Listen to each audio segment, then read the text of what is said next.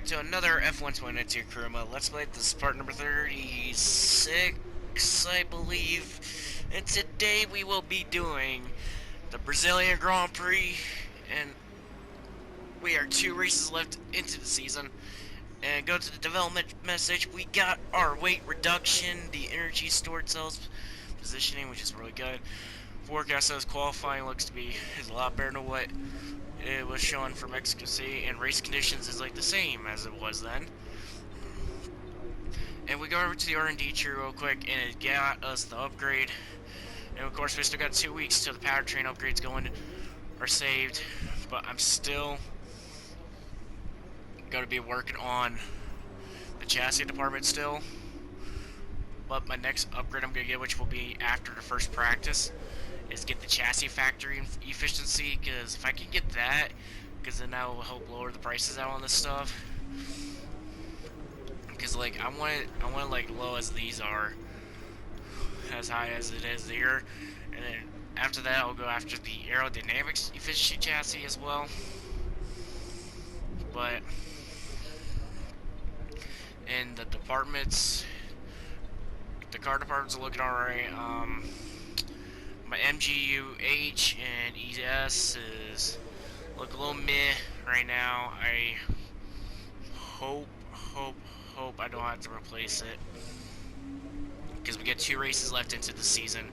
I really would hate to replace them, and I kind of wish they would give me this for a 2-race contract instead for the team goal, because I could really use the goal right now, like after this race.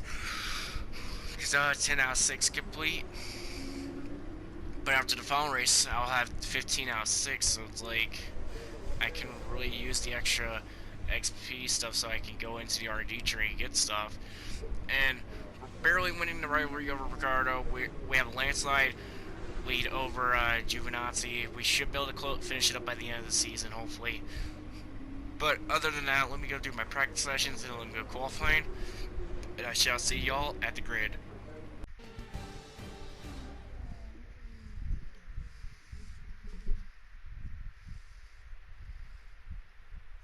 Where there's a will, well, there's a way. And nowhere has that fact been better demonstrated over the years than here at Interlagos. Remember Senna winning while fighting a gearbox that was jammed in 6th? 5 Drivers' Championship deciders in a row between 2005 and 2009. And of course, the passionate Brazilian fans packing the grandstands to capacity every year. And they're not about to stop now. It's an unusual anti-clockwise race here at Interlagos, where the Sao Paulo locals are packed into the grandstands at each of the 15 corners around this classic 2.7-mile circuit. 2 very fast sections bookend the famous and highly technical Sector 2, where getting a good run out of Junsao into one of the 2 DRS zones will be the key to any overtaking prospects today.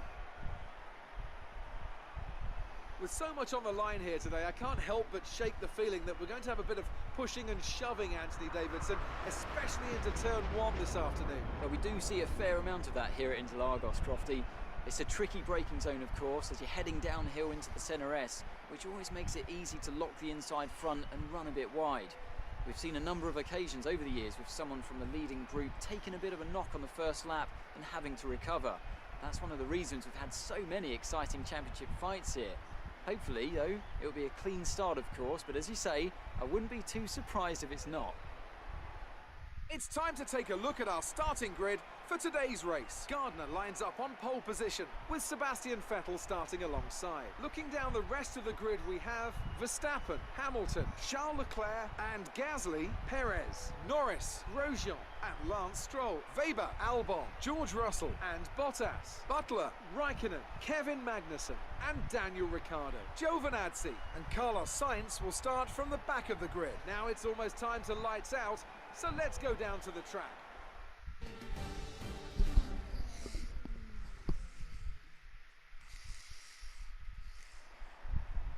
Right, let's be patient going into turn 1. We want to be in a good position for the rest of the race. Good luck. So we got the pole, which is really good. I don't want to interfere with the championship favorites, so I might just, so I'm trying to like think in my head like what I should do, like, because I don't want to interfere with the championship battle between Vettel and Verstappen. But otherwise, let me just run my own race, and we're gonna be pitting on lap 9 to go from the softs to the mediums. And we're gonna put 20 laps of fuel into the tank because it's an 18 lap race. Let's get this started.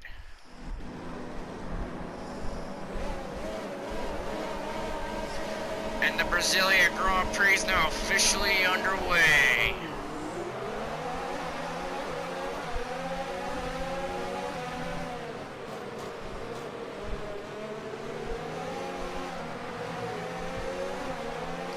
Around the S's area of the track, first set S's, we dropped to second, but Verstappen and Hamilton are going to run on behind me. Vettel's just pulling away. I don't know what Verstappen was just thinking. He looked like he was going to go off the track and try to pass me. That would have ended badly for him. But I hope I can get into points this week. I can really like to keep up the trend, but I'm also been closing in on Vettel, but I also really need to take it easy around him and Verstappen because of him running for the points. Because we do have 2 races left, and both of them can win the championship. But right now, Vettel has the 3-point advantage over Verstappen.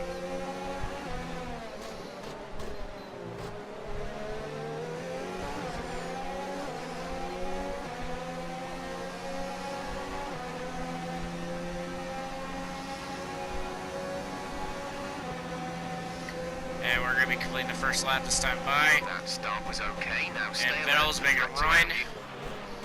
I wouldn't be surprised if he gets by me soon, honestly. See it, like a thing like that would affect me, but why can't he just go around me like he is now? I'm just gonna let him go by, but I got Hamilton and Leclerc coming from behind me now. So let me just see if I can hold off Hamilton. Right, some information on Hamilton. They have some kind of mechanical problem. There are some issues going on with Hamilton. I don't know. They said a mechanical problem, so this could play in my favor with me trying to prevent him from me wanting to get away from him. Check your MFD for a new strategy option.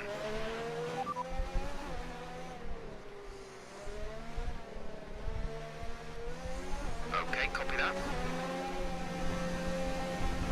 We're boxing this lap. Give us the best in lap you can. And my teammate Daniel Ricciardo is now in the pits for his stop. And I'm still hanging on Verstappen pitted, so that's why I'm up to second now, but I'm getting ready to pit, so I'm going to lose a couple of positions probably here soon.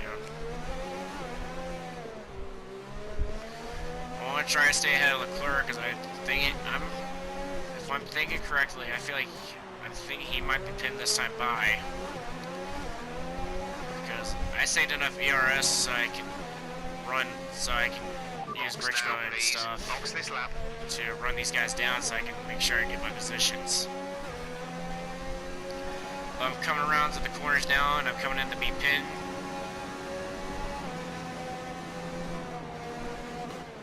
And we are in the pit. And Leclerc came in the pit as well. Vettel came in the pit as well. He's not gonna really round out as the leader because of Weber staying out, but Verstappen's probably gonna take the lead. And we are in and out with just less than 2 seconds. That's very good to see. Putting the bridge in high. We want to finish the race on this compound. And let's see if we can gain any positions. But I came out at 6. I got Butler right behind me. Butler coming out, but he's not going to be able to clear me. So we came out in 6. Let's see if we can get our 3 positions back. And coming around for this lap for the cycle of pits, and a bunch of drivers are in the pits. Lando Norris, Weber, and Grosjean, and we are going to be able to cycle out back to third event. But Butler still has yet to pit. Great work. But I don't think he's going to get by me anytime soon. So let's just continue on, pulling away from Leclerc, and let's go on and finish in the podium.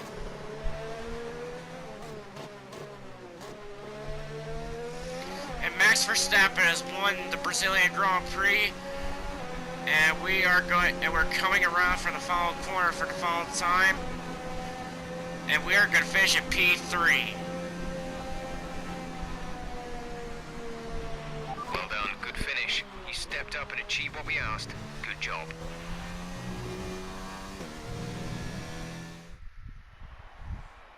It was a magnificent race and a drive right out of the top draw to take the win for Red Bull today.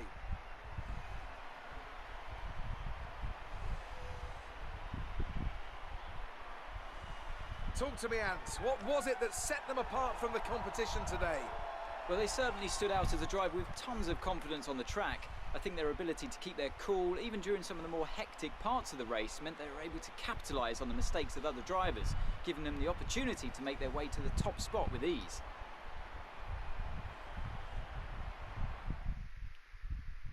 Red Bull are our winners today after showcasing some incredible driving. There's been a huge push from them lately to stay competitive with the other teams, and they're certainly proving themselves.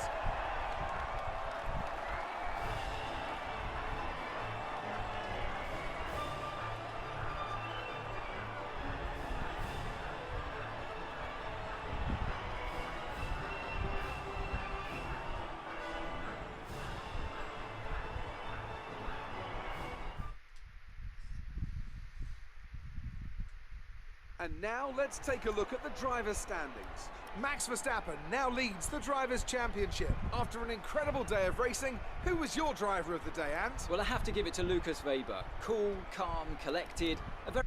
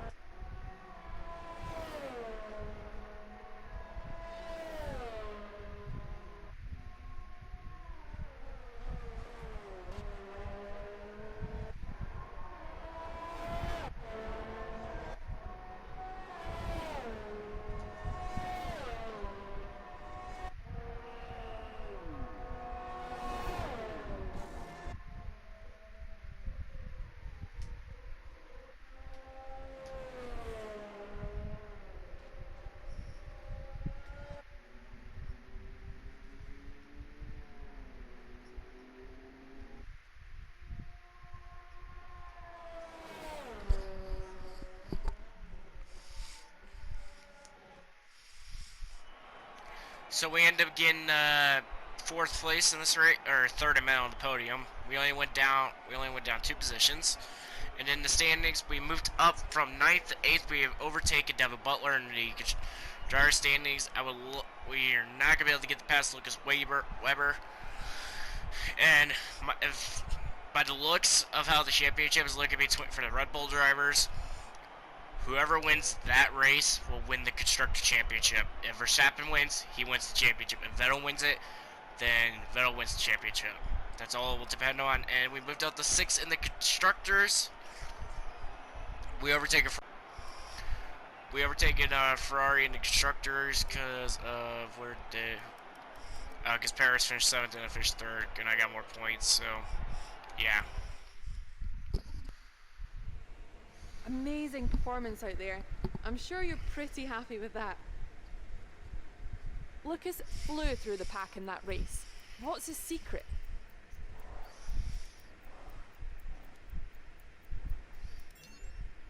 Basically, when you have a great team. It's safe to say you're smashing everyone's expectations, isn't it? Straight up. It's a team sport. Great. Well, that's everything. Thanks, Claire.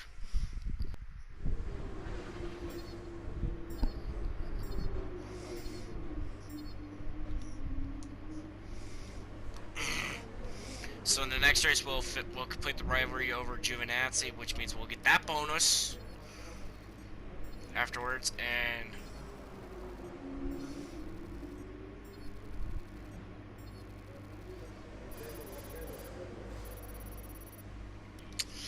it's just not enough. It's not enough resource points because I was really hoping to put get my efficiency upgrade Great work going. this weekend. It was fantastic to see you up on that podium. Looks like one of your rivals is also going to an upcoming historical event. If you choose to take him on, it might help get your name out there a bit. I really want to buy an upgrade and overtake Alfa Romeo. I can get this in next week.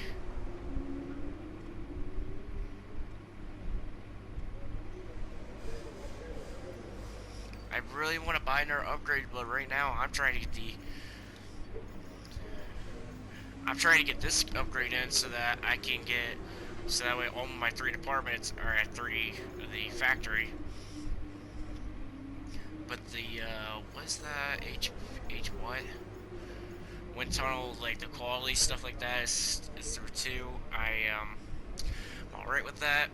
And let's go over to our parts, and the ICE is good, MGUK is good, MGUH is good, ES is good, turbocharger is good, and our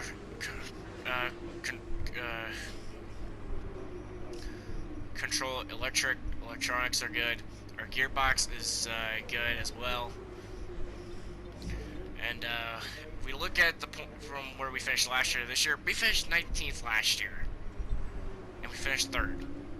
That's a massive improvement from last year. Okay, so last year we DNF'd. If I can do like what I've done practically all season, get better finishes and stuff, except for some of the races, then I can finish better, and hopefully because after that race I'm gonna be getting my team goal, my rivalry. I think both rivals actually, both the rivalry bonuses, honestly. Because at the end of the season, I think they would automatically give me the win over Ricardo. That's gonna help. So this year was mainly working on getting efficiency upgrades in so that I can reduce the prices. Toward next season, I can focus on the upgrades more than I can with everything else. But Red Bull, top of the charts on everything. But tune in next time to where we will be going to the season 2 finale at Abu Dhabi, and I shall see y'all then.